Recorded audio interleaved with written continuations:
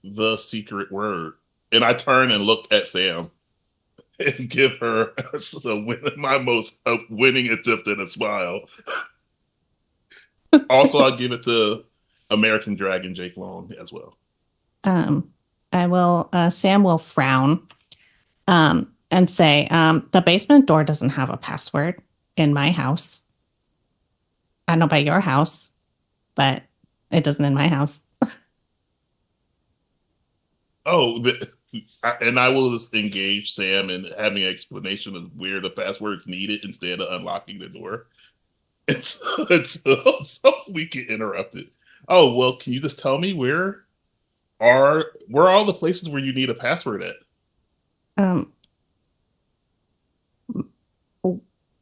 When I ask for it, Okay. I say with authority. Okay, that makes sense. I was like not unlocking the door. We're having this conversation. I know, and I was like, "How is Zach?" You can hear that I'm talking about this. Yeah, I'm standing there. I'm like, all right, let's see how long. And then it's like, all right, Justin, Sam, can one of you just unlock this, please? Like, oh yeah, sorry. I'll unlock the door. Okay. I will say that we got our first nice donation. This is $30 from Matthew. Thank you, Matthew, who asked for something nice for the nice folks entertaining us tonight. So thank you, Matthew. We appreciate that. And something nice does happen. You're able to unlock the door. It's one of those little, you turn the deadbolt. It's not like a key that's missing or anything that would have made life harder for you. You're able to unlock the door and reunite Zach with you all together. Something very nice. Very nice. And so, yes, the three of you have reunited on the outside of the basement. But Zach, I feel like there might be something you might want to share with them or talk about for a second. If not, that's okay. yeah. So I mean, I'll share that the lights were that the blackouts because of the neighbors, but I'll also mention the elf is missing, guys. I don't know how you how you got it downstairs before me, because I didn't take it, but now it's gone. Did you touch it? No, I mean, I moved You're not it. supposed to touch it. It loses its magic. What are you talking about? I just saw it in the living room a second ago.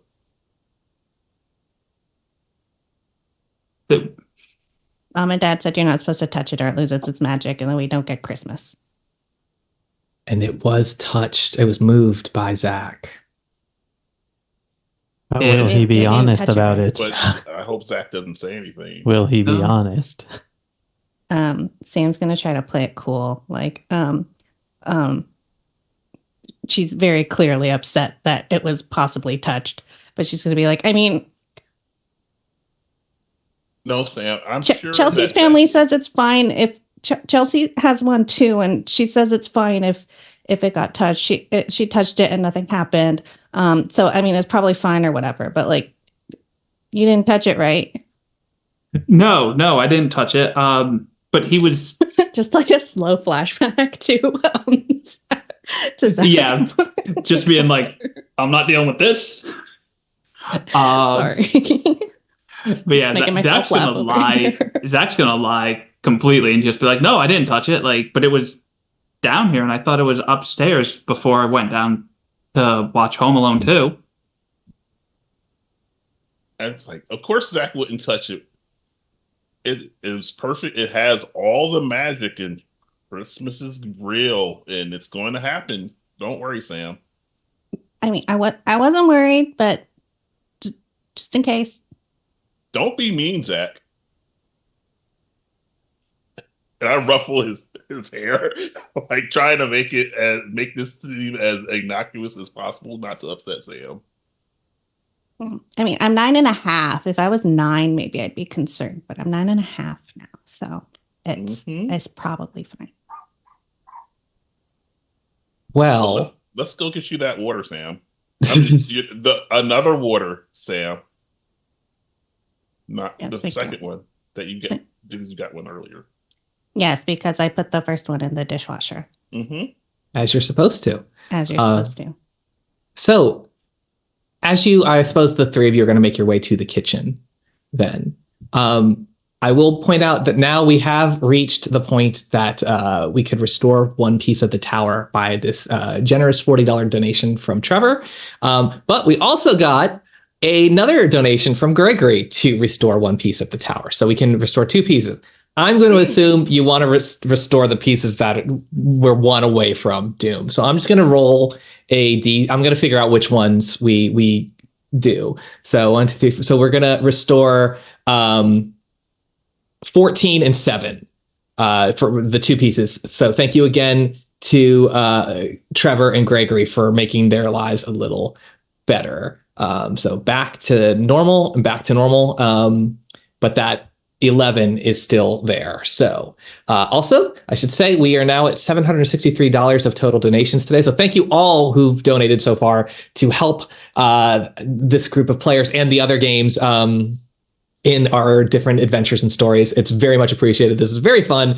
And also to Gregory and Trevor, you definitely made an impact on this game because we've gone from a pretty precarious place to a much less precarious place. So in addition with that nice deed of making the cellar door or the basement door unlock, very well, I think we're in a good place right now. All of us. Wait a minute, we're not all together, are we? Because we still... What was that? That's it. Nope. Nope. We are missing Simon, who's still in his room. So Simon, when you pulled out, you rescued Sonic from drowning. Yes. So that helped you out. Actually, I do have a thought, but maybe that question, this is not the right time. Is there something that you would like to do, or in the meantime, otherwise a thing will happen, but I want to give you at least the impulse to be able to be active as opposed to reactive. Well, now that the tower is so cleaned up, Mm-hmm. I think it's time to attempt a new, different weapon. This time, I'm thinking, oh yeah, I was gonna get something. Let me get like my bow and arrow with like the little sticky, the arrows that stick to things. Yeah. The suction cup. Yeah, the suction cup arrows. Mm-hmm. Let me grab that. That's a good weapon. I don't have to get close to things with that. That is true. And where is that normally kept? Is that in your closet? Is it under your bed? Yeah, it's going to be in like the same place. It's in the exact same spot. Wow. Okay. So if you want something like that, that is a item that could be useful. It will require a pull. Let's roll. Roll. 11. I'm 11 years old. It'll never happen. You rolled an 11? No, I was saying I'm 11. Oh. That's the lucky number. It's not going to happen. I got a 5. 5. Okay. See, great. Brand new. Yeah. I mean, the odds are it's only 5% that you would have rolled that. So of course you're able to find that your bow and arrow and the suction cup arrows. So you do have them, which is good. And so did your character notice or you missed that the thing grabbed at your hand? I'm going to go with missed. Kind of. Okay. Like just kind of, overridden by, oh, wait, I have to take care of that. Mm-hmm. The Sonic saved by Sonic. Interesting. So when did you first get this bow and arrow set? It's got to be during like the summer. Just one of those random things in, at like really just anywhere where there's like just a cheap kind of toy aisle stuff for outside, like a Walgreens, a Safeway, whatever, when they got that summer display up. And it's just like, here's a $3 thing that you're expecting to break anyway. Mm-hmm. Yeah. And yet it's lasted this long. Yeah. I played with it for a week. And then it got put in the pile. Yep. Nice. All right. So meanwhile, downstairs, I was kind of curious. Zach, what are you doing in the kitchen while Justin's getting some water for Sam? I'm kind of like just keeping an eye, like occasionally shining the flashlight behind me and everything, seeing if I see where the elf has moved, like if I see it or anything. because he's definitely like jumpy after being locked in in the basement and seeing that the elf had vanished. Yeah. Do you want to spot the elf? Meaning you could pull and I could tell you where that you'll find it. But that's a decision for you to make. Yeah, let's pull and see Phillips and Terror. Okay. Pull. 13. 13. Okay. Well, the last you had heard, Justin had said that he saw it on the mantelpiece in the living room where it always had been. But it's not there. You're kind of like looking around. You're like peeking into that room with the flashlight. It's not there. It's definitely not in the kitchen. You've looked everywhere. I mean, you could even look in the cupboards and things like that. It's not there. And then you look because you'd opened that basement door and maybe had left it a bit ajar. And you see it there at the top of the stairs, looking in to the rest of the house, because the elf is still watching you.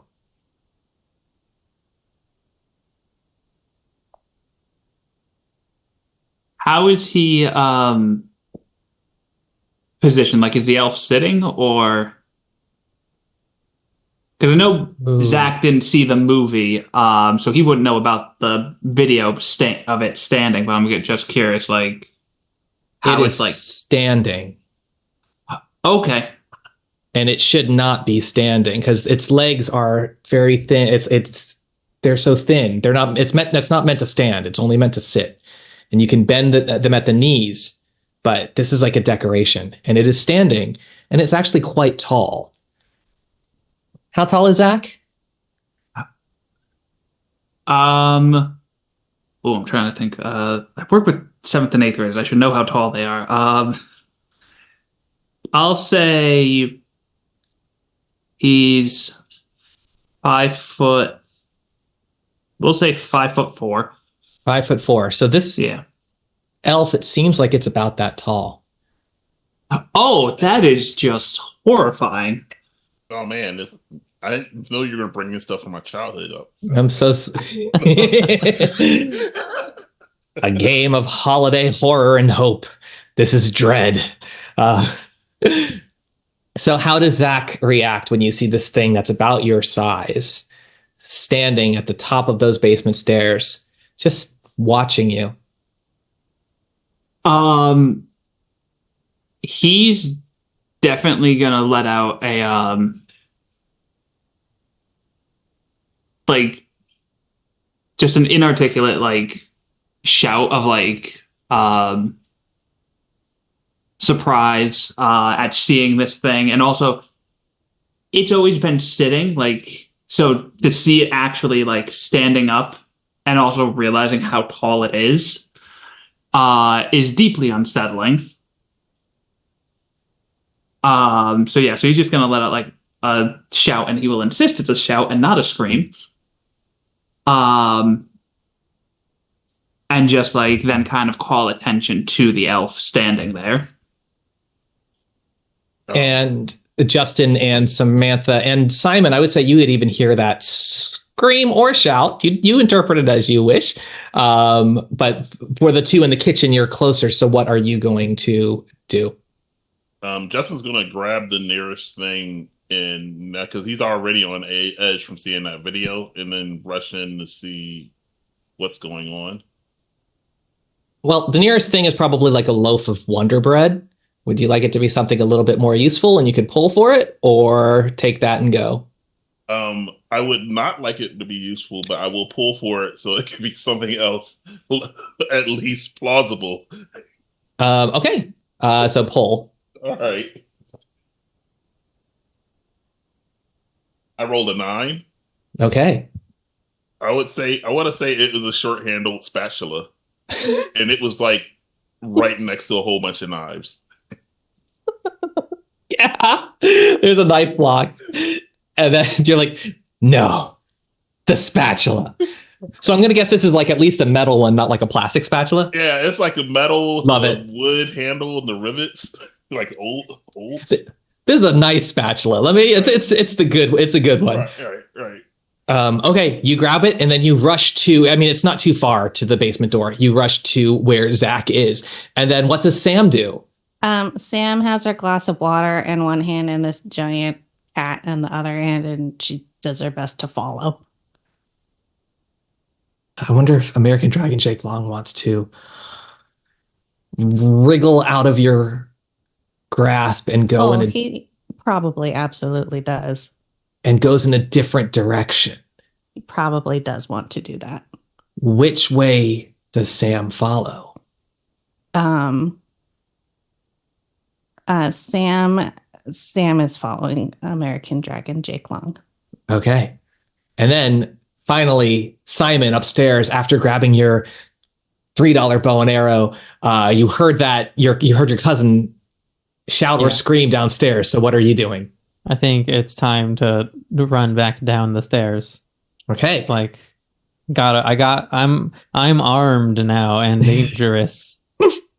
Are you still carrying your DS for light? Oh yeah, definitely. Still got that DS. But I got to stop and make sure that like I'm at a safe place and can save and pause and stuff first, and then I'll go. Nice. Then I got to save Zach. You pause. You save the game. You pause it. You get downstairs. I won't make you pull to see if anything happens on the stairs. And you reach Justin and Zach there, and Zach is screaming or shouting. I look around and see what if Zach's facing a direction screaming. Justin's going to look around and try to put themselves between Zach and whatever they're screaming at. Zach, what do you do when the others arrive? I'm gonna point out, well, he definitely hasn't lost his magic, Sam. As if he's even realized that Sam has taken off after American Dragon Jake Long. But also, why is he standing right here? Why is who standing right here? The elf, do you not? There is no elf. When you had maybe turned to when they'd shown up and you had maybe turned your head, it's gone. That I'm telling you, the elf was right here. And did we because we'd always seen him sitting, did we have any idea that he was maybe like this big? His legs are pretty long. Like his legs are disproportionately long, but they're kind of like crouched, or they're meant to dangle over a mantelpiece, or you can kind of like crouch them up. And his arms are also disproportionately long.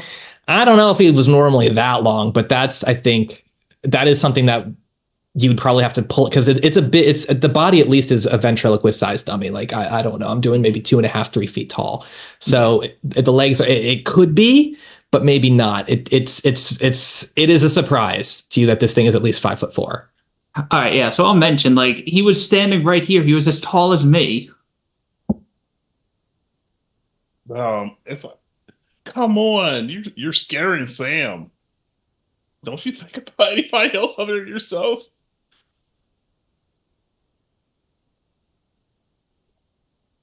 Simon, how do you react? I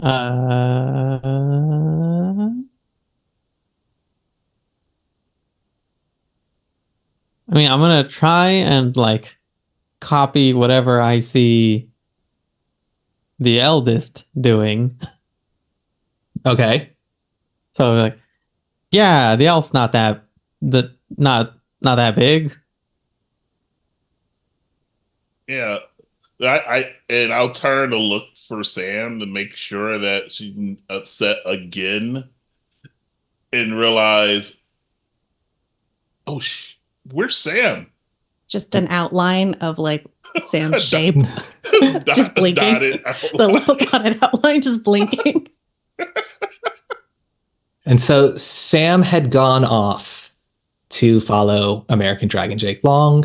her 17-year-old cat who had wriggled out of her grasp and gone to wherever cats go. Well,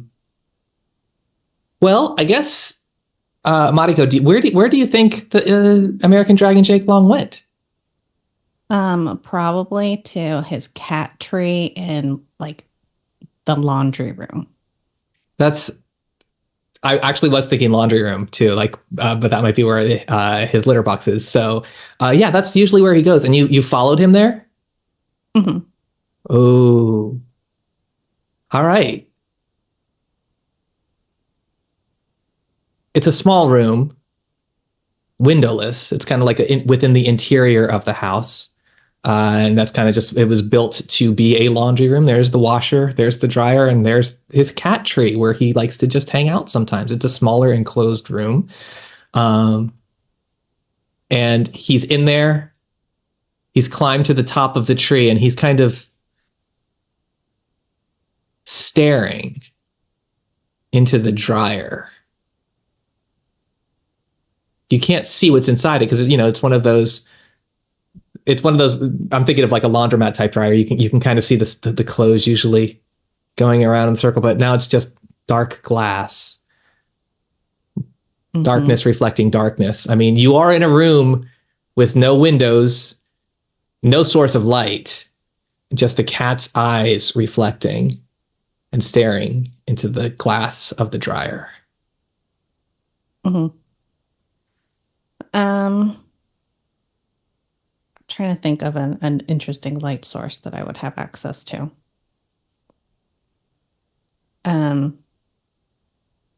Oh, it's December 16th.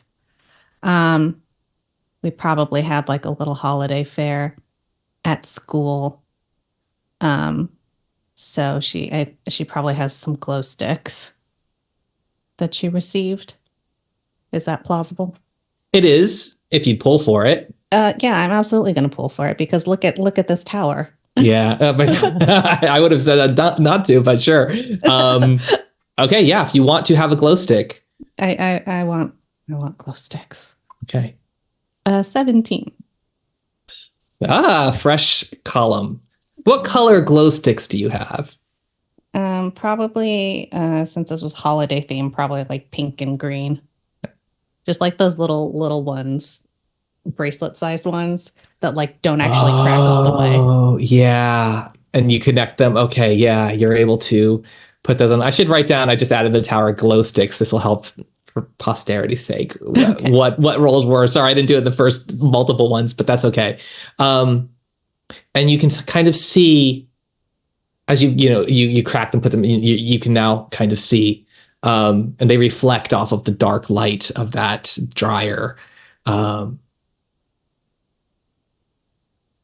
maybe that's what it is that kind of beckons to, I don't know. Well, I forget what the word is. Like if there's a lure when you're fishing and you use like those fake bait that they're kind of colored day glow colors and they reflect. This room has no light except for the luminescence that you've had. And the dryer door pushes open with a snap. Ooh. It's not supposed to do that. It shouldn't, really. Now, I feel that there is a thing that had happened in this room, this laundry room, that Sam could have done in the past year that might have put her on the naughty list. Does anything spring to mind of what that might be? Yeah. So people might be wondering why a 9.5-year-old girl has a 17-year-old cat named American Jake Long, which is a TV show that just aired in 2005. American Dragon Jake Long is not really Sam's cat. Really? Sam saved this cat that she had found and was trying to hide it in the laundry room from her family. But do they not know that she has this cat now, or has it become like the family cat? Oh, it's become the family cat now, but she absolutely lied about where she got this cat from. Wow. It's bold moves for a 9-year-old. Yeah. But she really wanted a cat. Now she has one.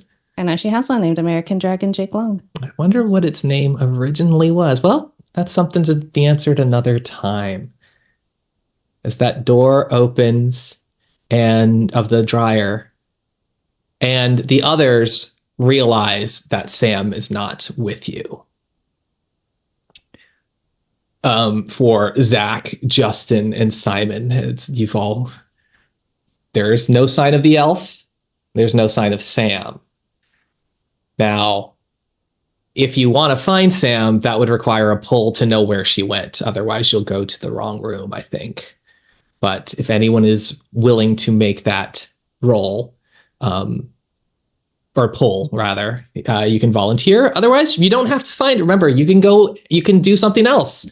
We don't know what is going to happen until the tower falls. Everything, like those failures, are not game breaking. I'll pull that. Why not? Okay. I mean, I think Simon would be the most likely to like have the assumed knowledge of where Sam is running off to. Mm-hmm. We got a 6. All right, another fresh column. So that's good. Knows where Sam is. Too long. It's fine. If it goes beyond one line. So your brother and sister, you'd probably know where her go-to place is. Yeah. So I'm just gonna let me think, because I know that she had. I feel like for coolness' sake, I just call the cat Dragon. So Okay. I know where she had Dragon earlier, and took off with him. So, assuming that knowledge is, let's say maybe like she probably followed Dragon and then go running off toward the where I know Dragon goes. Okay. Which would be the laundry room. Yeah. Now for Justin and Zach, who follows? I'm trying to get marching order here. So basically, Simon goes off, knows where to go. It's Simon's house. Who follows behind? More importantly, who brings up the rear? Is it Zach with the flashlight, or is it Justin, who is the babysitter and the oldest person here? Oh, you're muted. Yeah, I think I would have told Zach to keep up with brother and I'm going to go down in the basement to get the power turned back on. Because of course you're going to give instruction, don't separate from each other. All right, now I'm leaving you. Wow. Turn the power on. Like you don't keep up with both of them. Don't let your brother and sister run off. I'm going to go down the basement, turn the power on. Okay. But that's great. So, Rob, you don't have to listen. You can do whatever you want. I mean, I'm technically the oldest one then of the family, so he's going to feel like it's his responsibility and everything. So yeah, he's going to go after them. He's following Simon then. Yeah, he's following Simon.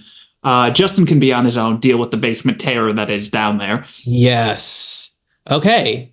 And as you go to follow Simon to the laundry room, and Justin, you go downstairs, and Zach, as you run out, what you don't see or hear is the basement door just closing on its own after Justin goes downstairs. So this is a place I think that we'll pause. We'll take a quick 5-minute break to kind of shake it off, and then we'll come back at that 5 after the hour to see what happens next. Sound good?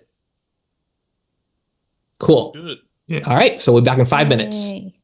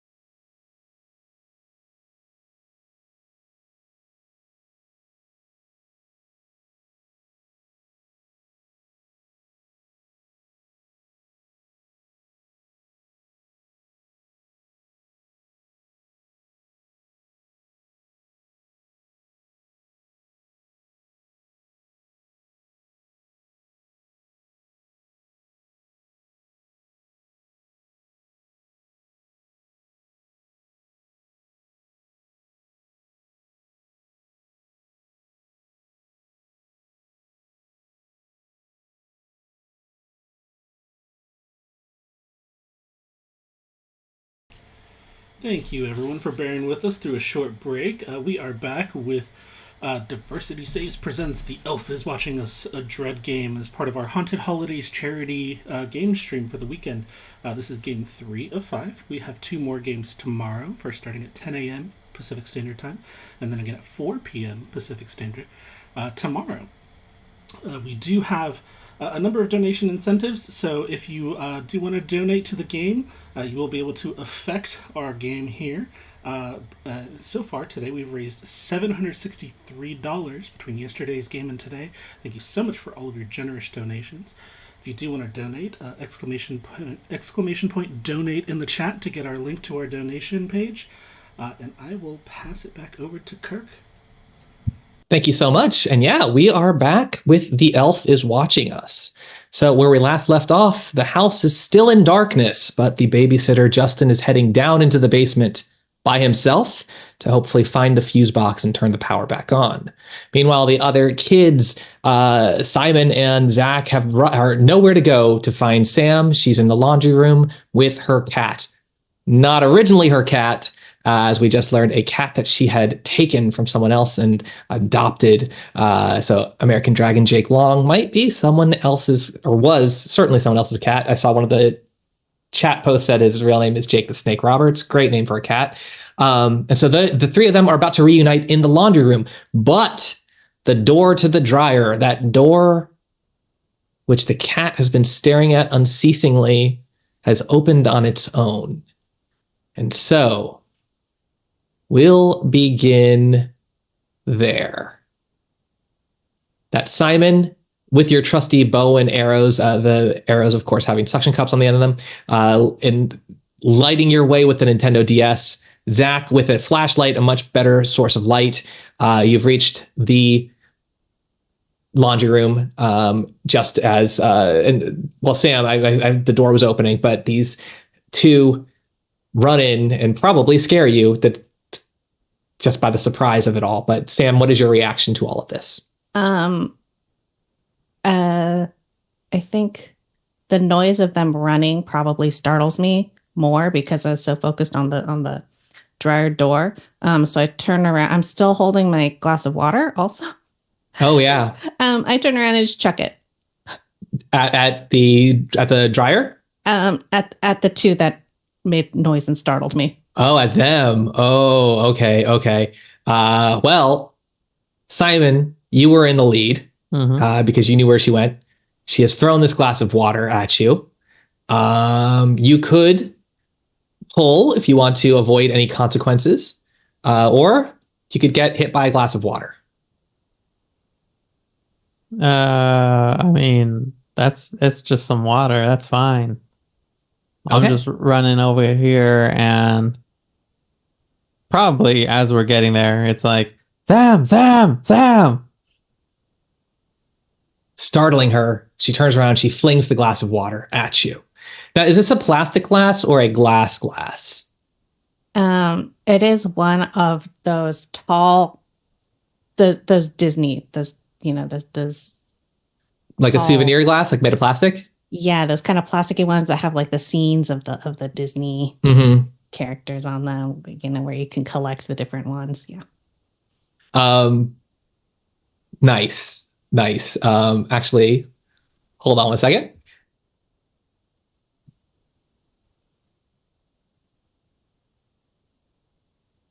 I have one. I'm just asking someone off camera to get one for me. That was super subtle. I'm sure that was super subtle. I was like, if I just cover my face, no one's going to know I'm talking. And I'm like, no, over there. It's in the bag. Yes, get it. Oh my gosh. Very smooth. Anyway, so you chuck it at Simon and he gets hit with water and it spills everywhere. And then Zach, you are coming up from behind. You're probably going to run into Simon as well, unless you want to pull and then do some cool footwork, I guess.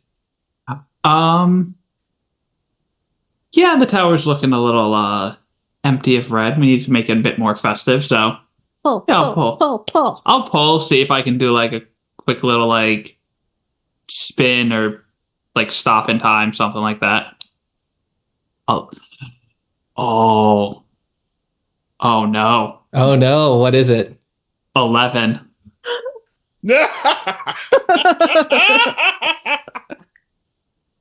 I feel really bad rooting for someone's demise like this, but yes. Oh man, The that tower was has that fallen. was after that was called.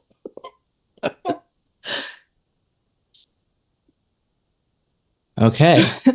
Tripping in the water. Yeah, I know. Part of me is just like slip right on the water, right into the dryer. Yeah. The dryer is just a portal like Nightmare Before Loop Christmas.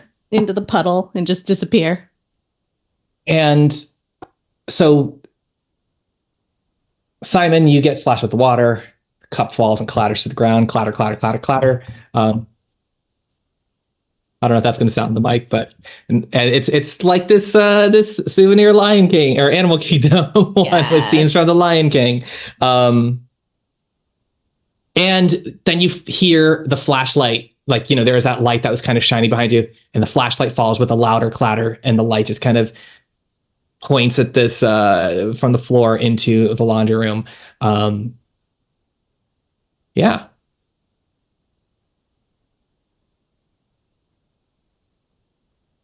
I guess just splashed and then just like, Sam!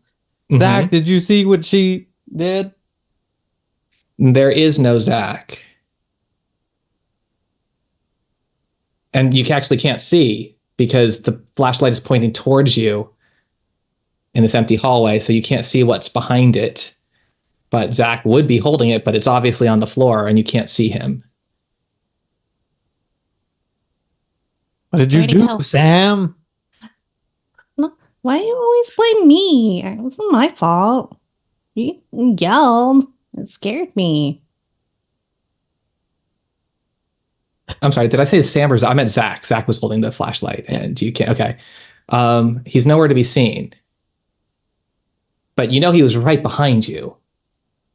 And even Sam, when you threw that glass, you saw that there were two, you saw someone running with a flashlight, someone Zach shaped and sized. You saw the three of us coming to save you. Three? Two? One? What? But who was holding the flashlight? Mm. Are you looking? I see you miming looking. Yeah, I'm deciding if I'm looking, but I'm gonna look. Next to the flashlight is this, looks like a ventriloquist dummy. It's about this big, about maybe 2.5 feet tall, kind of splayed out on the floor. It's the elf. Its long legs, its long arms, just all akimbo. But when you look at its face, you realize that's not the face of the elf. This looks a lot like Zach. Elfed him. I knew he touched it. He said he didn't touch it, but I knew he touched it. See, it's real. I told you it's real, Simon. Simon, how do you react?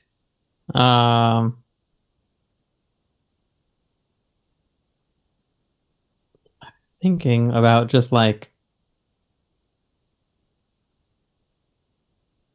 putting my DS in my pocket and picking up the flashlight. Wow. Yeah, prioritize the DS. I see how it is. That's all he's done this entire stream. We've already lost Zach. Better make sure I have my DS. All right. You do that. And then just like looking around. I gotta make sure first. Because like as a kid who thinks he's smart and who has seen big words, it's like it's illogical to turn into an elf. Magic can't. Science. Zach? And it seems like your DS, like it is unpaused. And you hear that sonic drowning music. That means danger is happening? What does it mean to you, either the player or the characters? Because I'm not too familiar with this music. It's that Terror. like, huh? No air. It means terror. Yeah, it's a very stressful thing to hear. Yes, it's very your slow. moments from your demise. Yeah, it slowly gets faster as you're Yeah. running out as the time is counting down. Wow. And as that's playing, we'll see what's happening in the basement. Rob, we'll get to you in a moment, like you as a player, what this means for you. But Jonn, so Justin is gone down into the basement, in the dark. The door is closed behind you, making your way down those stairs. Now that's probably pretty tricky. I think it might require you to pull if you want to be able to do that. You don't have to pull, but you might trip and hurt your ankle if you don't. Oh, he'll pull. Okay. Definitely will pull. 18. 18. Oh, that's fine. Maybe Justin has a very similar basement. I mean, he lives right next door. Maybe the houses are kind of a similar layout, so you're able to get down there. So you make your way down the stairs, and you said you were looking for what was the reason you were coming here? I'm coming down here to get the power back on, so I'm looking for the fuse box. Mm-hmm. Interesting. Do you want to pull to find it? Yes. Okay. Find it and use it? Or just find it?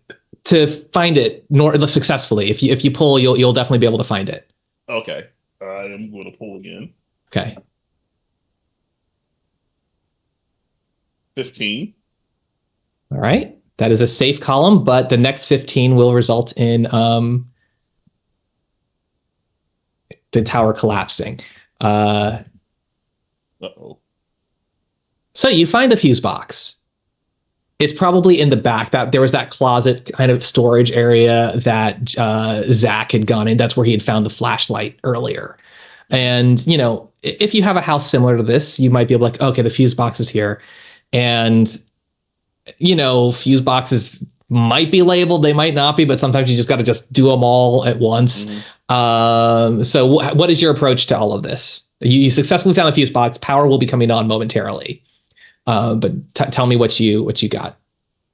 Oh, I think my process would be the appropriate process for this situation is to flip them one by one just to make sure. Do you know how many seconds you're supposed to wait? It's like I'm not sure how many seconds I'm supposed to wait, so I'm waiting too long so that this becomes a arduous, long process. Okay. Flip them, wait.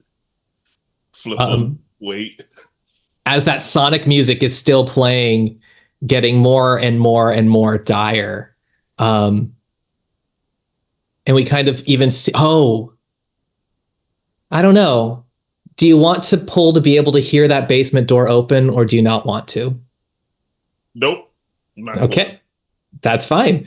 Because we did get a $30 anonymous donation for something naughty to happen to the players. And that is happening to you now as you do not notice the basement door reopen. As you pull each fuse, count, wait, do the next one, count, wait, do the next one, count, wait. And as that's happening, the lights in different rooms light up, light off. Oh, my hand's disappearing. Light up as that fuse is on, back. They're going on and off, on and on and off. So as that happens, at one point, the light in the basement comes back on. And you realize, because it's like in the back of that closet, the fuse box is like, no one cares about it. It's never in an obvious place. It's always in an inconspicuous, out of the way place. And you realize when the lights come on, you can kind of see in this closet a little bit better. And you realize tucked away in the corner in the back it looks like the shattered remains of a Christmas angel tree topper. Okay. And is that angel biblically accurate? Probably not, Okay. unfortunately. But in this case, because it is this strange porcelain antique thing, yes, it was. So what does that mean to you? You tell me. Oh man, so that's probably worse because if it's biblically accurate, it's really offensive to shatter it like you did, like it was. And I'm like, I don't know which one of the kids would I automatically assume is their fault, even if it isn't their fault. That's up to you who you think. I mean, if you can't decide, you could roll randomly, or I could just roll randomly for you real fast and tell you who it is. Roll randomly for me. Okay. So I had rolled a 3, and then on my that would be, you think Simon would have done this. Ah, Simon. I know it's like like I just closed the closet and just like going to pretend like I did not see it because I don't want to have to explain to Mr. and Mrs. Smith that they're about to shatter Angel, and I'm just going to turn around and go back upstairs and try to find them. Hopefully they figured out where each other are with the lights back on. Yes, because lights are back on in the house, thankfully. At this point, before we continue, so Rob, with Zach having been turned into what looks like this elf, or he's nowhere to be found, would you like to play as the cat, or would you like to play as a new character who is going to be introduced here? I'll say the cat.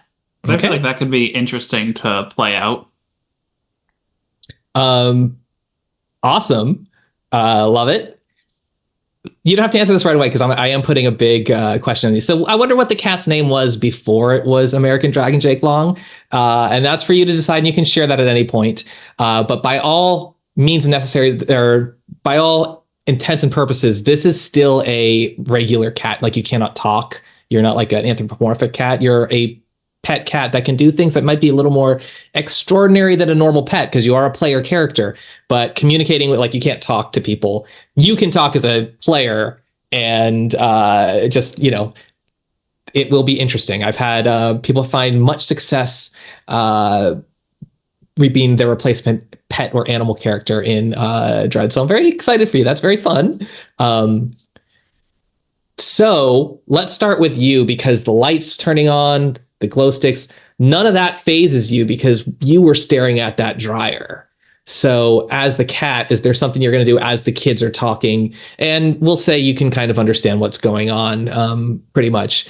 But what does the cat do in this situation when the lights come back? I think, is the elf still on the floor? You can't. Yes, but you do not see it where you're at in the on the tree, in the cat tree, because that was like in the hallway outside the laundry room, and you're inside the laundry room. Unless you really want to, but I'd probably make you waste a pull on that. Okay. So I think gotta get my mindset into what a cat could do. Probably jumping down to just like casually like check out what the commotion is about, because clearly had been seeing something inside the dryer that was like so laser focused on. So just jumping down, staying near Sam, because at the very least she's the one that kidnapped me, catnapped me, take your pick. So I know at the very least there's always a chance of food. All right, and so you sidle up next to Sam then, and then Sam and Simon, how are you reacting to the power coming back on? And 2, I mean, this looks like your elf, but it also looks a lot like Zach. I think Sam is going to be very concerned with making sure Simon does not touch this elf. Because she's convinced that that is probably what caused Zach to turn into an elf. And even though Chelsea's family said, or Chelsea, her friend Chelsea from school said that her family, she touched the elf and it was all fine in her family, but our parents have said, you touched the elf, there's no magic and Christmas is ruined. So, the evidence is right there. So I'm probably just trying to do one of those like blocking things. And I'm thinking grab Sam and go find Justin. Okay. Did you touch that elf, though? Did you touch it when you grabbed the flashlight? Did you slip on it in the water? Did you touch it? I mean, I didn't think so. It was a measured movement putting that DS into the pocket and slowly reaching down for that flashlight. Would you pull for it?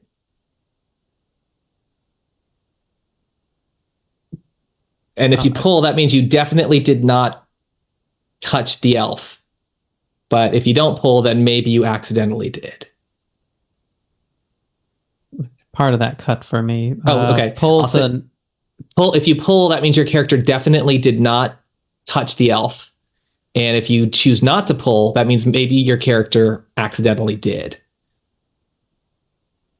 I can have accidentally touched it. Okay. That's fine. I will add that to your sheet. Accidentally touched the Zach elf. So you said that you were going to go find the babysitter who's in the basement, and Justin, you having turned the things on, you're going to ignore that angel, and you're going back up to the door of the basement. And I think this is where that door that closed on its own. And I think this is where we have a $30 anonymous donation for something naughty. So previously, while that door, which is locked again, and I did say it was a simple deadbolt lock, it does seem like that deadbolt is stuck. Oh, I didn't Justin didn't go upstairs. Justin noticed that the Smiths had DVD collection. Oh, okay. And he's hoping that he can find Die Hard in the DVD collection. So he's hyper focused on trying to find the actual Die Hard movie and Mr. and Mrs. Smith's DVD collection. Okay. Instead of paying any attention to the door being locked. Oh boy. We've got the greatest babysitter. Got the priorities of it. Well, do you want to? Yes, I want to pull. Yes. Yes. All right. You're going to pull to see if Die Hard is in the DVD collection. Correct. 19. Very safe. Oh my gosh, I would love if you poofed because you were looking for Die Hard. That would be so... Part of me was hoping that too. All right. You find it. Let me add it. Yes. Perfect for... Well, the TV upstairs is the TV with the DVD player. I had said, weird that they kept the DVDs down here, but whatever, it's fine. They moved them for during the Christmas decorating time. But meanwhile, for the kids and for the cat, you realize that this door to the basement is stuck. Oh man! And then you hear a tap, tap, tap, tap down the hall, coming closer towards you. Like up the stairs or down? From there, they're on the ground floor, and so they hear it coming from back over by the laundry room. Oh no! Oh, okay. Definitely getting used to that anonymous donation for something naughty here. So, Cat, or kids, American Dragon, Jake Long, Samantha, Simon, what do you want to do? It seems like this door is stuck if you want to get to the babysitter. Let me think here. Okay, Rob, how tall is like an 11-year-old? They could range. I'm just going based off like some of the kids I've seen. I've seen kids that are like 4'11" up to like 5'3", 5'4". And Yeah, definitely shorter than Zach, who is 5'4". So you're definitely not as tall as him. Yeah. Okay. Just keeping that in thoughts. Door stuck. And you could pull to open it. A pull will successfully open the door. I think about And- this. I vote pull because what could possibly go wrong? I know. Yeah, I know. I'm It's thinking hard with pull. 3 of you together. And the cat, the hackles on the back of your neck are rising as you hear this tapping, tap, tap, something I'm gonna, tapping along the floor. like, hand the flashlight to Sam so I can use both hands on this door. Okay. And And also pull it remember that the open. power is back on. Oh yeah. That's right. But if It's light you- now. Yes. If you want to pull to open the door, you can. If not, you don't have to. I'm just thinking about, like, as we're running over here and trying to get the door open, what's being shouted by Tommy Lee Jones on the TV All right. The TV's while back U.S. on. Marshals Yeah. plays. Oh no. Sam is not pleased if she can hear what's going on the TV. Oh yeah, because there's like probably a lot of yelling from that Mhm. prison transfer bus. I'm All right. defaulting to D&D mode because I want to immediately ask, does the cat have dark vision to see into the shadows? If you pull, sure. It has low light vision. I'm gonna pull open this door with both my hands. So this is an interesting question Uh-huh. because Well, what I did you roll? rolled lucky number 11, Oh, uh-huh. which is a full category there. It is, yeah. Does that restart or does that also still kill? Well, not kill, That elf. unfortunately still is a removal. Okay, I I was curious about that. All right, 3 11s for me. So 11's gonna take out everybody. Wait, we're all gonna get taken out. If we're lucky. On the plus side, you are able to open the door. I would say Sam and American Dragon Jake Long rush past you to get into the basement to avoid that thing that's coming close. And on the negative side, Simon never joins them. He touched the elf. I knew it. I told him not to. American Dragon Jake Long, did you touch the elf? I'm like checking his little paws. Damn, why did Zach and Simon leave you? They turned into elves. They touched the elves and they turned into the elves and Christmas is canceled. I'm sure they were just playing a joke. If you stay with me, we're gonna go upstairs and No, check don't on touch them. it. No. Okay, I promise. I'm blocking the won't door touch with my the little elf. body. I promise I will not touch the elf. And I'm not sure if your little body's tall enough to actually block her at all. Probably not. I don't even know if that's a pull. No, Sam is probably quite small.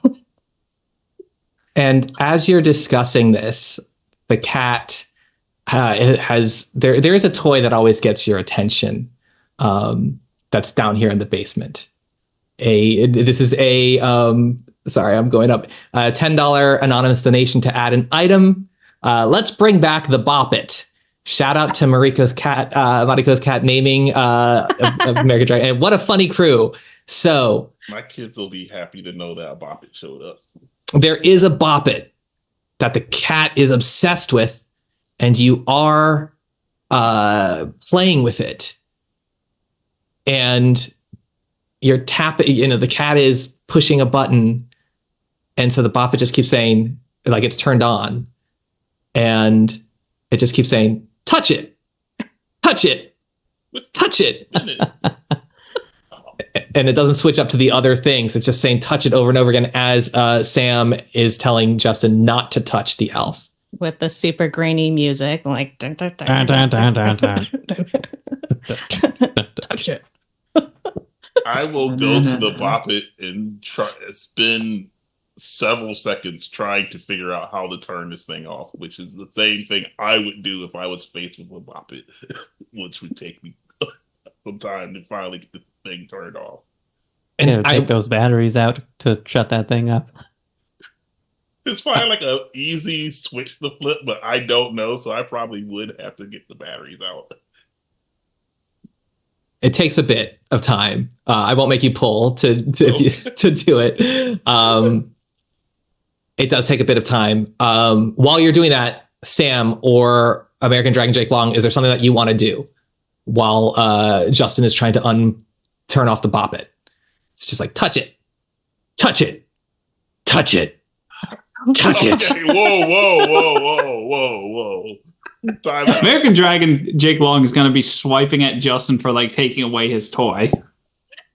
Justin's turning it off, and American Dragon Jake Long is hitting the button, and that's why it's taking so long. He's turning it back on. Yeah. Sam is cat, going of course it's to gonna grab troll. a broom.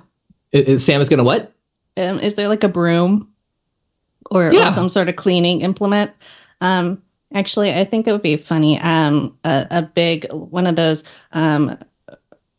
big round vacuum cleaners that has like a hose. She's trying to like drag this thing up the stairs to like poke at the to move the elves without touching them. Gotcha. Okay. While you're working on that, I don't think that's a moment to pull to get the vacuum cleaner safely up there. No, it's just going to take a while. It's just going to take a bit. So meanwhile, Marcos. Mm-hmm. So Simon, we don't know what happened to Simon. Mm-hmm. Simon never made it down to the basement. But as a replacement character, there are a number of options we could do here. There is another animal that's not been seen. There is a dog that's somewhere around here. There could be another cat. There could be another sibling that we have not mentioned up till this point who's been in their room this entire time. Or perhaps the parents could come back, or if you have an idea of what you might think a suitable character could be for this point. Yeah, I have been thinking of a sibling adjacent, which is Justin from next door's little brother. Come over to, because he hangs out. This Justin's little brother Alvin, who hangs out with Simon. You got any video games? All right. And he comes over and starts slamming on the back door. You just suddenly start hearing a loud dun dun dun dun. Justin! This is just what I need. I don't even know if I got the Bop It to cut off, but at this point, I just don't care. But I don't put it down. I'm just walking through the house with a Bop It, which I think gives off a little bit of light. I'm not sure. And You have light. The power is back on in the house, so you're doing good with that. So I was able to put my big lighter away. I'm holding a Bop It and a short-handled spatula, so I look perfectly normal and not like I've lost my damn mind. And we'll start heading up the stairs, look at Sam dragging a vacuum cleaner that's probably the same size as she is. Mm-hmm. and calling for Zach and Simon as I go towards the back door, towards the banging and yelling. And you see out the back door, Alvin, your younger brother, trying to get in. But you also see something that I think is the point where you finally realize that reality is broken, that there aren't playing tricks or the kids aren't running, because you can see over him, because Alvin is small.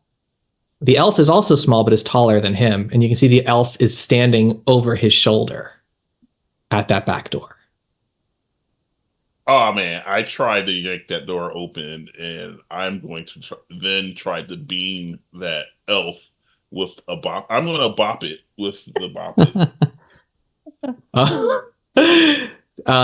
Then I would pull. Okay. Just dun, dun, dun, dun. Justin! Mom said I was being too loud while they were watching Die Hard, so she told me to come over here. Did you guys get pizza? Justin! That's how it is. Okay, I see. 4. 4, safe number. What were you doing? You're throwing the bop it? I'm yanking the door open and I'm chucking the bop it at the elf on the shelf. And then it's like my goal is to get it away from my little brother and get the little brother in the house. But how I'm doing this is using the bop it to beam it in the head to get it away.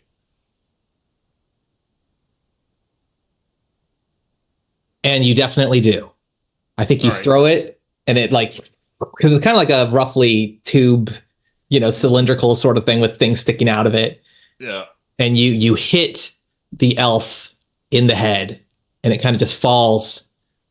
It never moved. It was just there, standing, and it falls again, limbs akimbo. The bop it lands next to it, and just hear like torture, torture, torture. As it finally turns off. And I'll just yank my brother in and slam and lock the door. Okay. And when you do, the elf's head rises and it's out, you can see through the back door, the window, and it's just watching you. Just watching. So meanwhile, Sam, you have pulled the vacuum cleaner up to the top of you're back on the floor, on the ground floor. You've got it out of the basement. American Dragon Jake Long, do you want to be with her? Or do you want to go doing your own thing? I'll be with her. Yeah. Okay. When you get there, you realize you thought that the face. Well, tell me what you're going to do. Sam is ready. She's got like one of the little thin attachments on the hose, and she is ready to turn on the vacuum and try to snag one of the maybe Zach and maybe Simon elves to try to like move it somewhere. Using the vacuum to like pull it? Yeah, using the suction from the vacuum. Okay. And then American Dragon Jake Long, what are you doing? So I'm gonna be. My gut instinct was to say, dart past her to like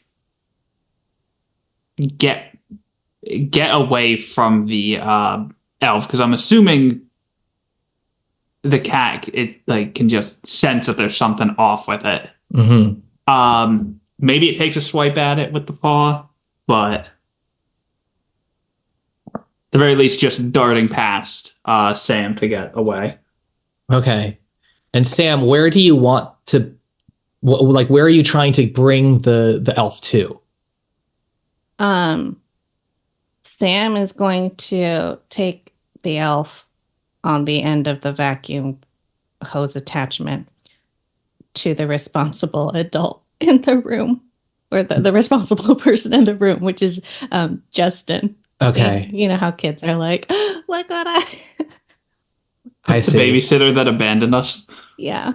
I mean, he's just in the back. He's like in the other room at the back door. Yeah. He's I got it, Justin. I got it.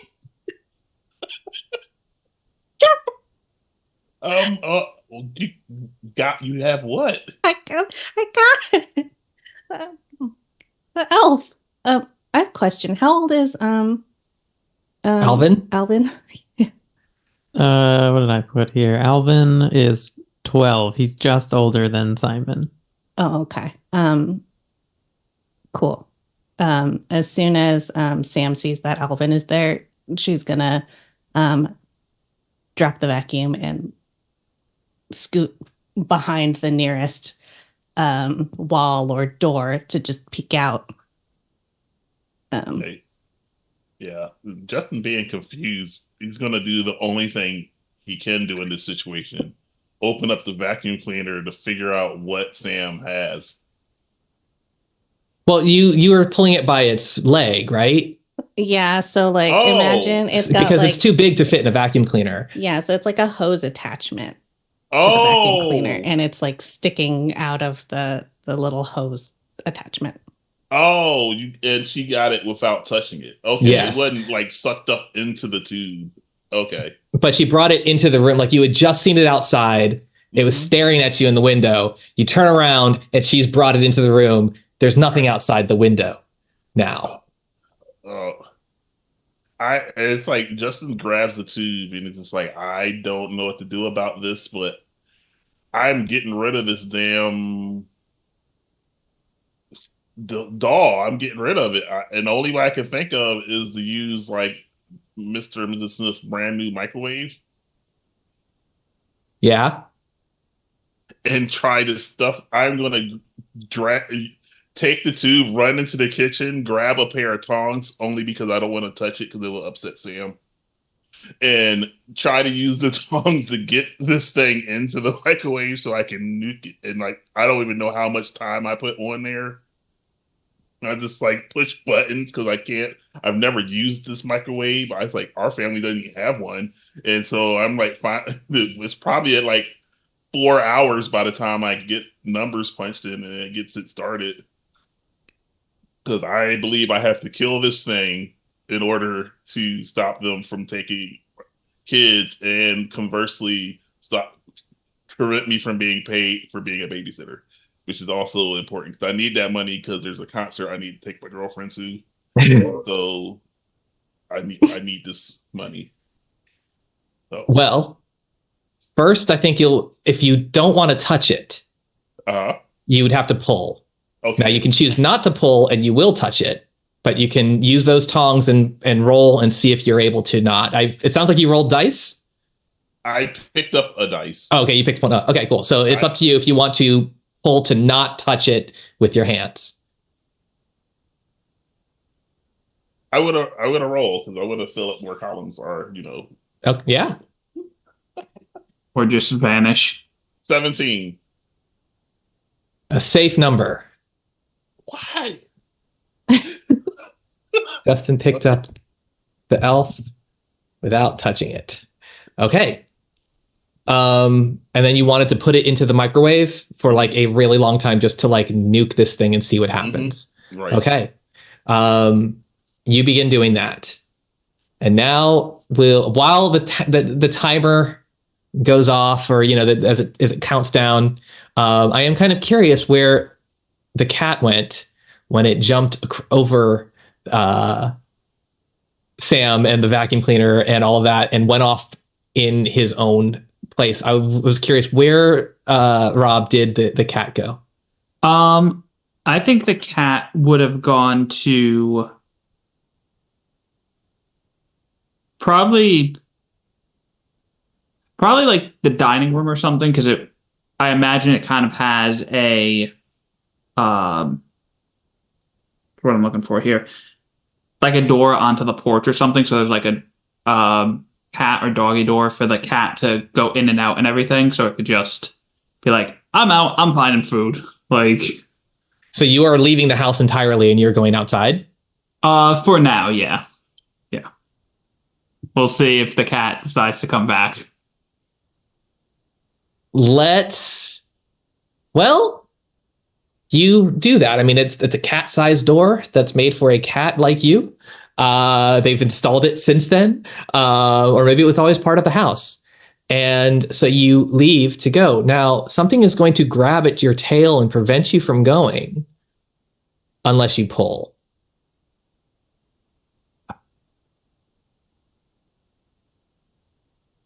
I won't pull. Wow, okay. Yeah. And as you try to... Ooh, okay, yeah. As you try to, we see the cat, this big handlebar mustache, kind of like push through the thing, and then suddenly it's kind of stuck. It just can't get through. And cats are really good at squeezing through things and just like, oh, something is not letting you escape. And you have chosen to be grabbed by the hand? Question mark. I'm just writing that down there to try to keep track of notes. Interesting. Okay. Then Alvin. Yeah. I was curious. So you said mom and dad made you come here because you were disturbing them from watching Die Hard? Yeah, I was being too loud. So they were like, go next door with your brother and hang out with your little friends. Mm-hmm. So as soon as I'm here and let into the house, and then like that little interaction of Sam with the vacuum happens, it's just like straight, all right, gotta get upstairs. Simon! And like go running off to go upstairs. Simon, I heard that we can put Sonic into Super Smash Bros. Melee. One of the kids at school told me how to get him. So you've run up to Simon's room. Yeah. Okay. All right, you go up there. And there's Simon. And you say that to him. Yeah, because definitely Sonic the Hedgehog was in Super Smash Bros. Melee. Is that a real thing or no? Yep. Oh, really? Real thing.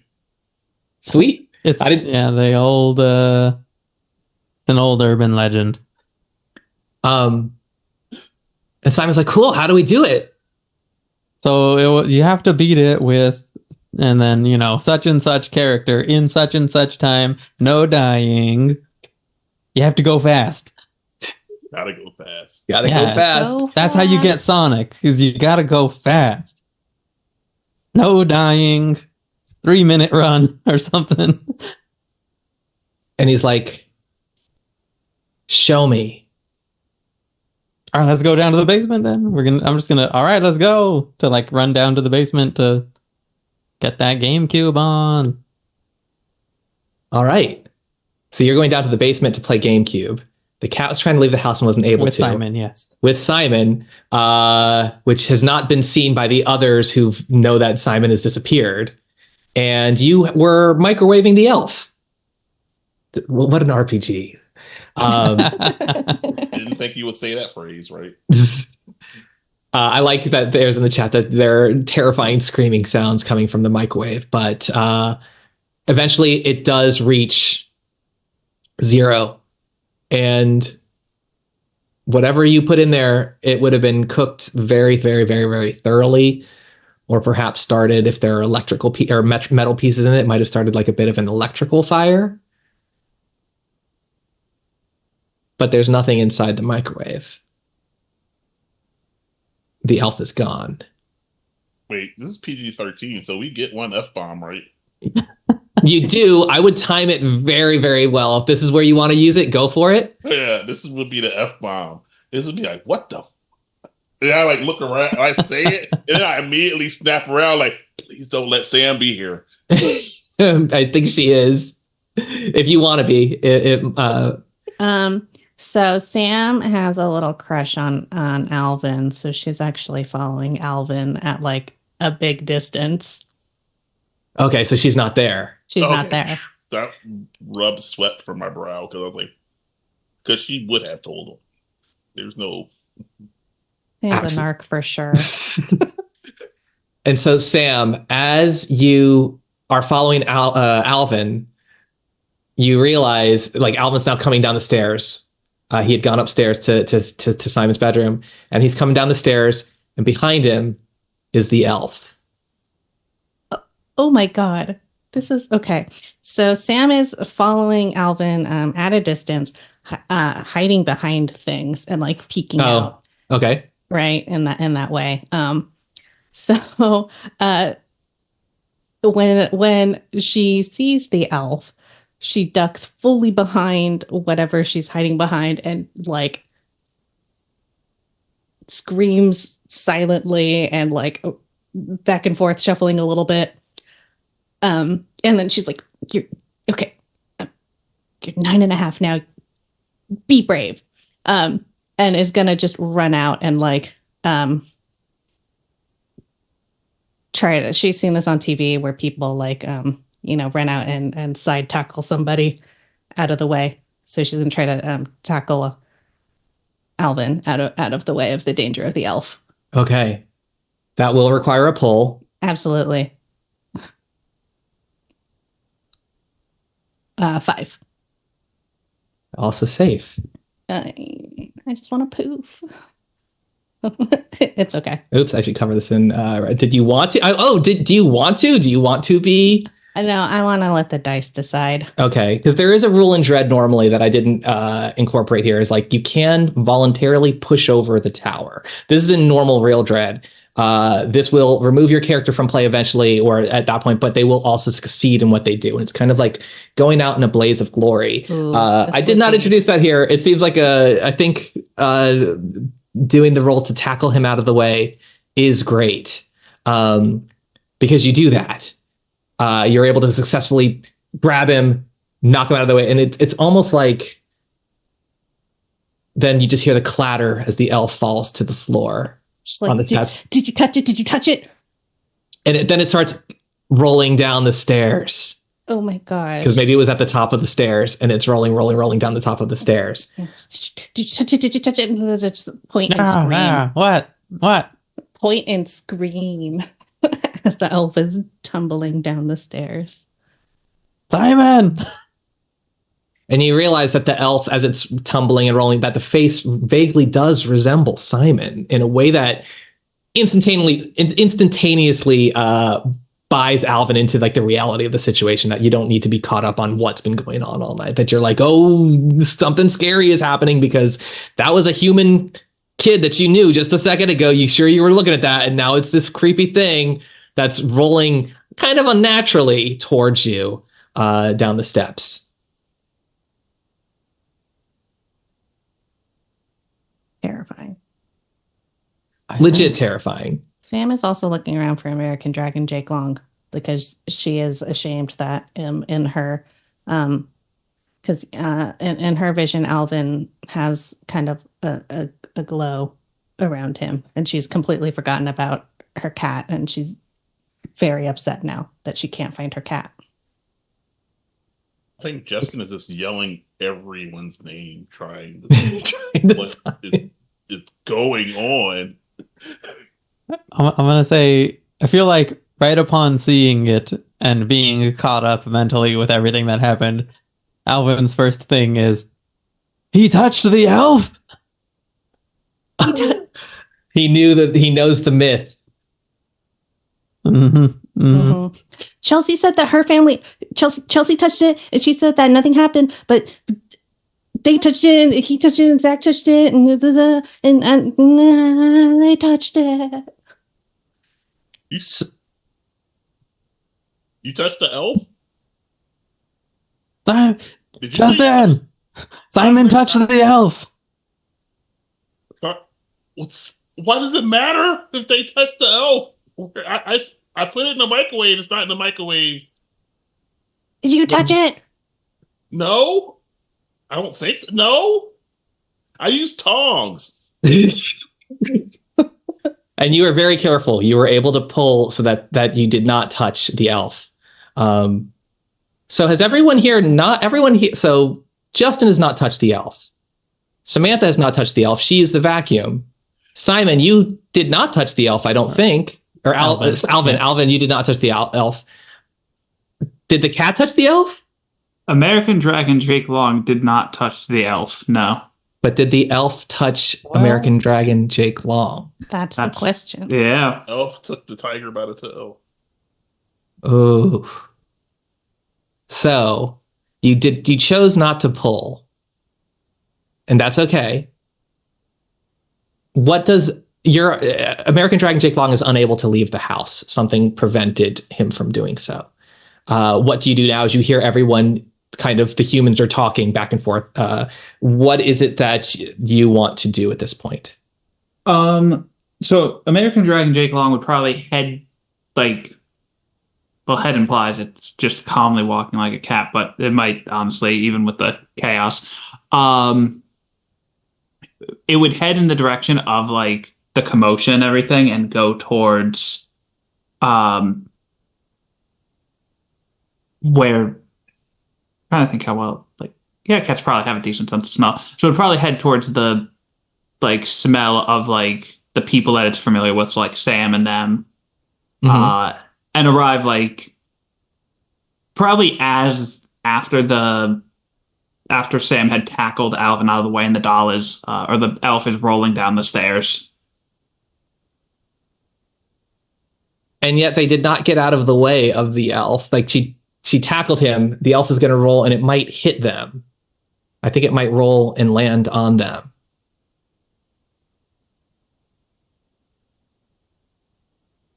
Unless there is a pull here. In fact, I might require each of you to pull to see what happens here. Now, you can choose not to, but there will be consequences for that.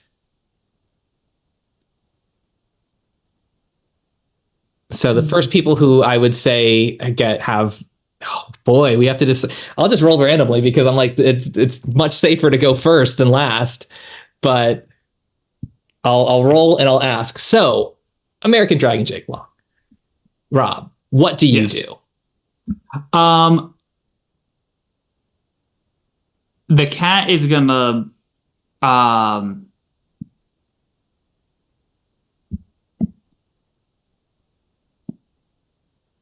yeah, I guess the cat's gonna kind of like, because it's a matter of seconds. It's not like, oh, they could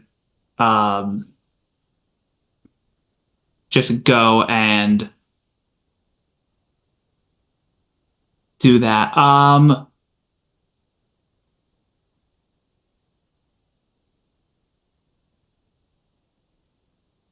So I think, yeah, I think the cat's gonna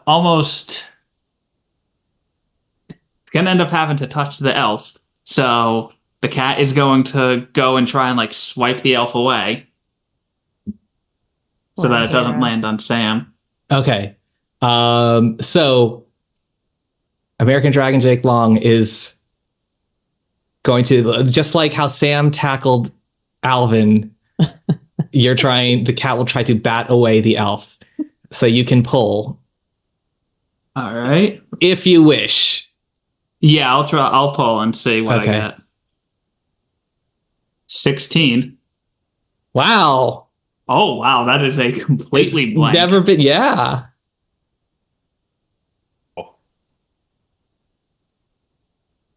Amazing. And the cat is easily able to like you kind of just jump onto the step and like, well, that blocked the doll. Even though it is pretty big, I think the cat, especially a 17-year-old cat, which is actually, now that I think about it, a pretty old cat.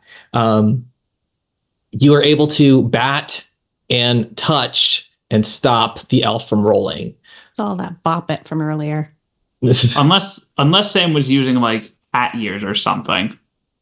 Oh yeah, which in case would be like 3 or 4 years old. Yeah. So you see your cat has stopped the elf at the cost of touching it. So Sam, what do you do?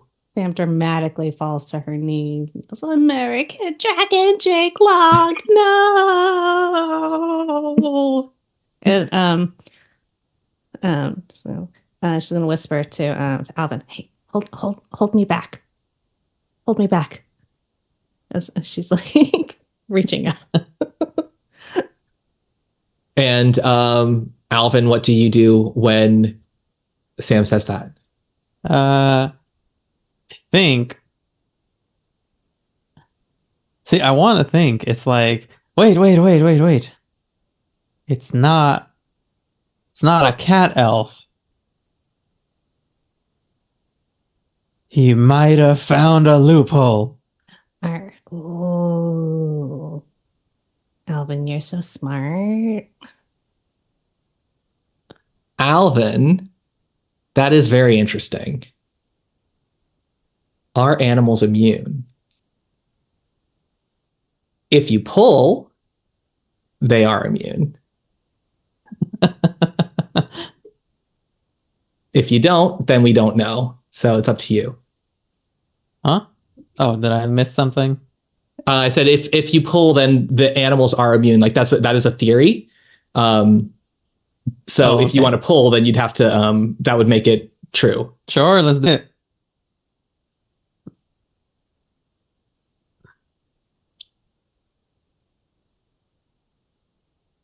Nine. Oh.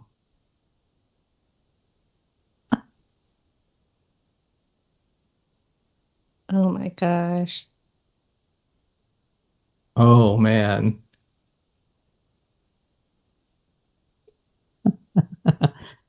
Well, I mean, sorry for all the players at home. There's like a dramatic pause as we all just consider this. If you can see, the tower has filled again. Alvin's theory that animals might be immune. Honestly, I can go two ways on this. One is that because you did pull, you pulled. No. I don't go. I don't. This is how it works. Sorry, in Kirk's mind, things are happening. You'll have to see it. It was not a successful pull. So that means that theory is incorrect. And we realize that because at that point, the cat jumps onto, oh no, but we know the cat is still standing, don't we? The cat successfully made that pull. Yeah. Oh, I feel like we have such a strange... Could be a delayed thing. It could be a delayed thing. I almost feel, oh gosh. You think here. The cat meows and you realize that its legs and its paws have turned into those marionette. Yeah. Oh no. And as it's kind of walking towards you, still meowing, it is still very much American Dragon Jake Long. My baby. But then the other elf lands on Alvin. As it continued, you didn't see it leap, but it has moved and landed on Alvin. So, Justin, you've just seen your younger brother turn into an elf before your eyes. What do you, or how do you react? What do you do?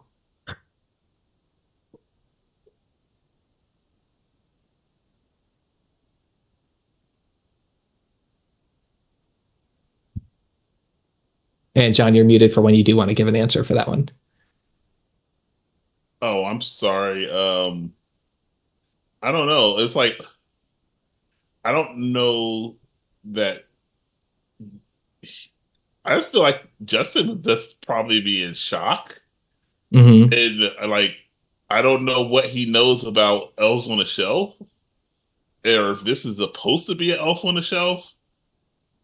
But in his mind, having watched enough bad movies, that he would know that you would have to banish the thing the way he's like, he was wrong about the microwave. The gremlin solution doesn't work. But if you want to banish an elf on a shelf, you have to return it to the shelf to get rid of it. And so, in his logic, which he's not using, he's going to start pulling things off of shelves to make space, with the thinking that if he can chuck this elf onto the shelf, it will be forced to stay there. Sound reasoning. Pretty sure he saw it on an episode of Transformers somehow. Like,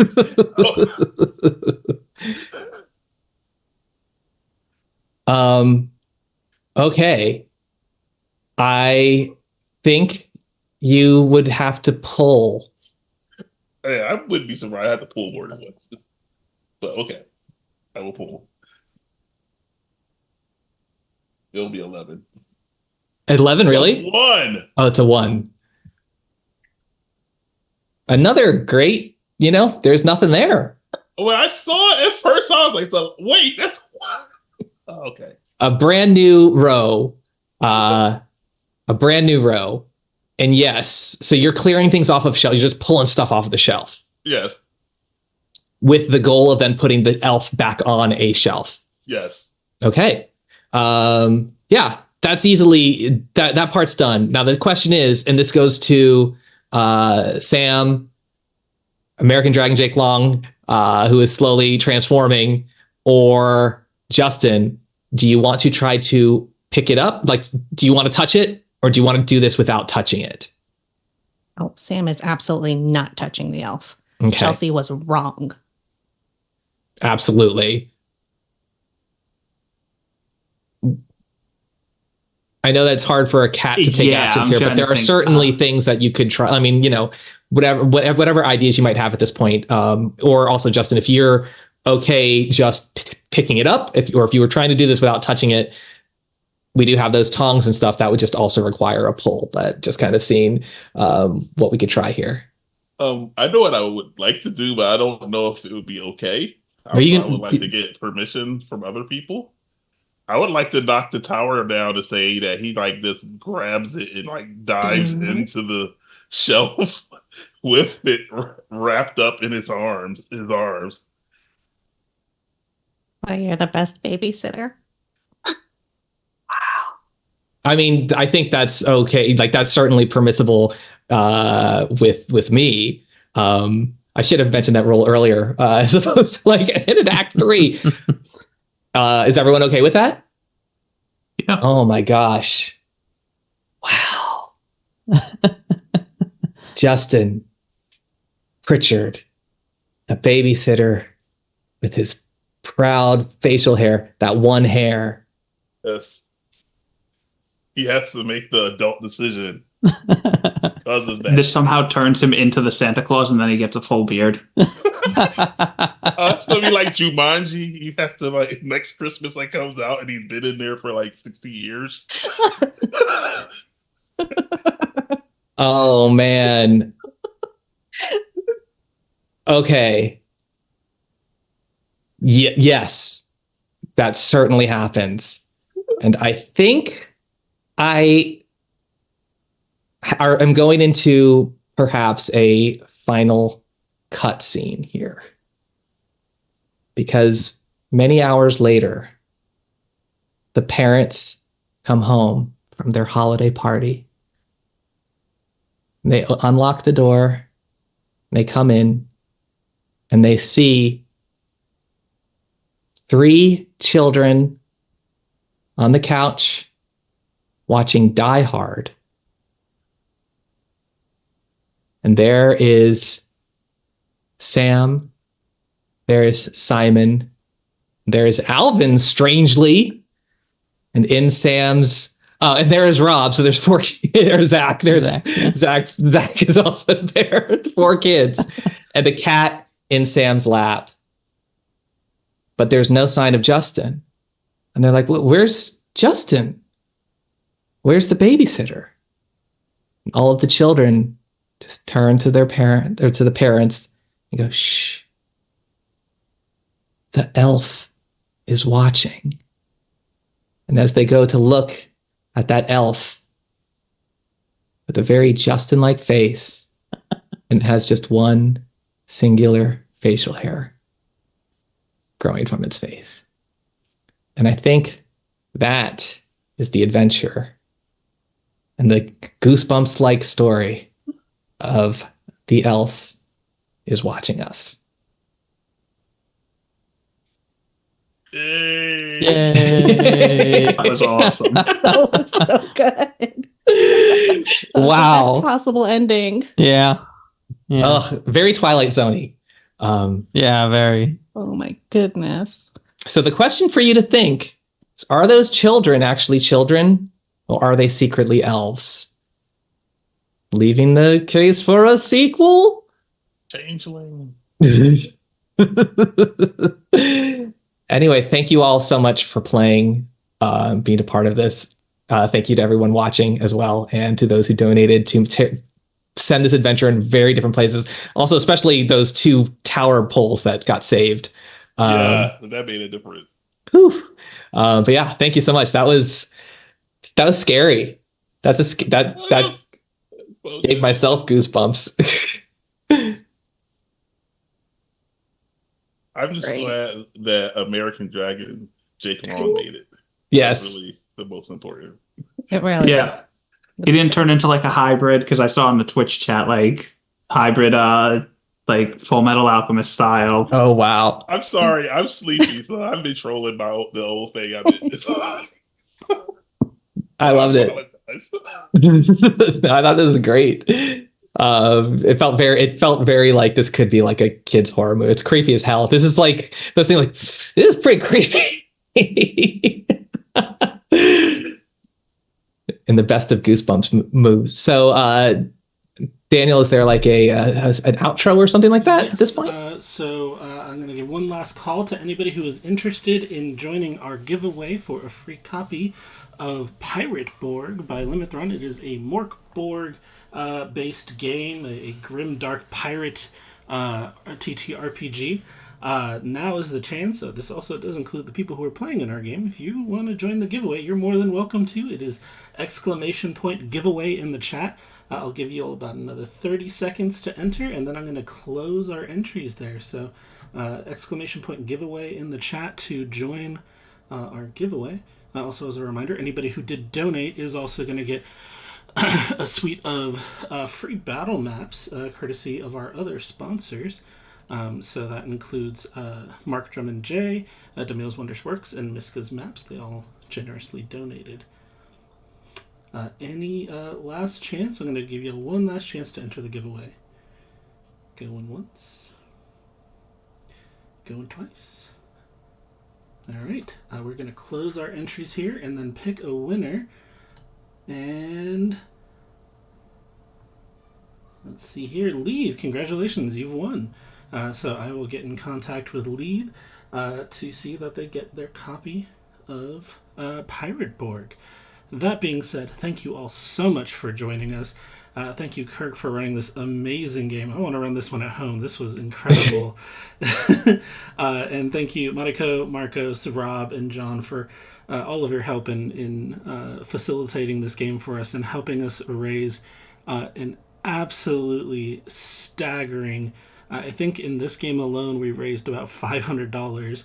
Oh, nice. Wow. It might actually Thank be a you. little more than that. My gosh. Gotta go back and do the math here. Yeah, absolutely incredible amount of funds all going to Diversity Saves.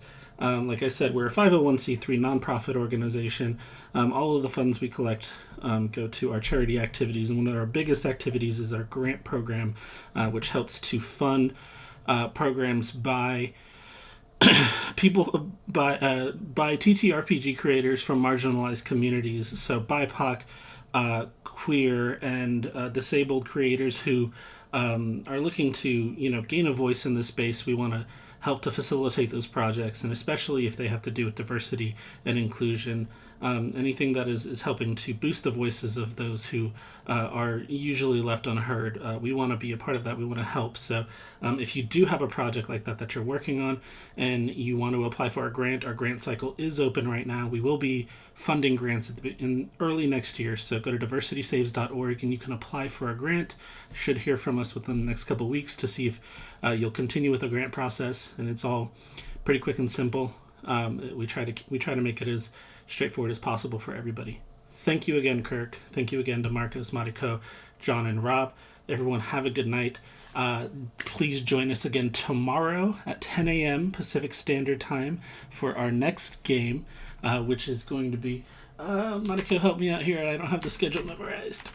Tomorrow morning we have Raging Granny. So if you liked me and Marcos, come back because we're playing again tomorrow. Yes, Mariko and Marcos will be joining Brian from the Dungeon Cast for Raging Grannies, which is going to be GM'd by Mads or Madeline Colley on Twitter. So join us again tomorrow.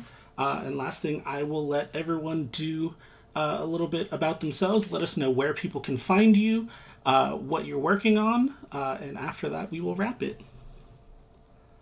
We'll start with you, Kirk. Oh, okay, I'll start. Thank you everyone for playing. My name is Kirk D'Amato. You can find me on most social media as Kirk Says. Love RPGs. I love running this. This is a holiday highlight for me, and I will pop it off to Rob. I don't have any socials that I'm promoting, but you can find me in various TTRPG servers. Dungeon Cast is one of them. Because I just have, it's not a problem, I swear. I just have way too many systems and trying to find people to play them.